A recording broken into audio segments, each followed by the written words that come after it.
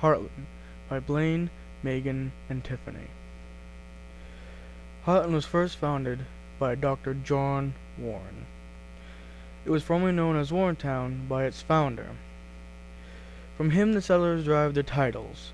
The settlement was organized as a plantation in 1811 and incorporated as a town under its present name February 17, 1820.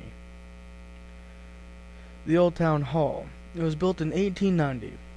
The very first town meeting was held there 2 years after. About 5 years later, it burnt down, and that following year it was rebuilt in a very similar image. The Old Academy School. The Hartland Academy building is now the town hall after 150 years of school activities.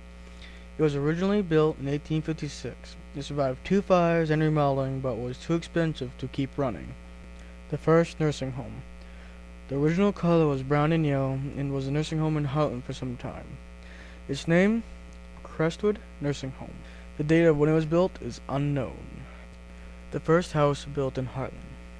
This is my house. It was built originally across the street but was moved because of the river and its floods. There have been some additions added on, such as the front portion you see. The very back was a barn but is now an apartment which I live in. The bandstand. The bandstand has been around to serve Hartland since the 1800s, and it is the centerpiece of town. Rocky's Variety.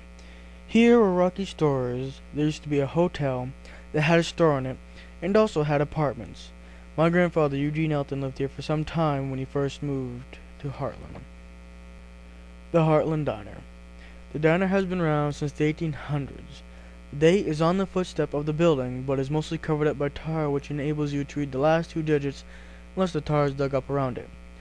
This prevents people from knowing the original date it was built, and this diner has been running since, and is now running today. Wright's General Store. Wright's used to be Randlett's store. It once had gas pumps up front and also was the first hardware store in town. The pink building you see next to it was the diner and the store. The diner was called Cookson's. The store's name was unknown. It was later turned into apartments until recently was condemned. The Hartland Dam had to be replaced in April 1987 because of a flood that damaged the OG spillway. In that same year, construction of a new dam had started, and the existing dam was used as the upstream dam during the construction activities.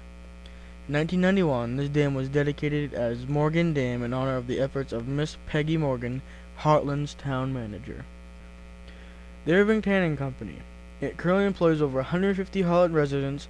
It was built in 1925, and the founder was Mr. Mayor Cranston. It has combined with Prime Tanning to make it the largest leather tannery in the U.S. Water Street. This street got its name from the many floods that occurred there and the many that have taken out the whole road. The very first flood that have occurred there was in 1923. Sandfield Nursery. It was originally James Moore Hospital but was renamed to Scott Webb's from the 1930s to the 1970s until it was turned into a retirement home.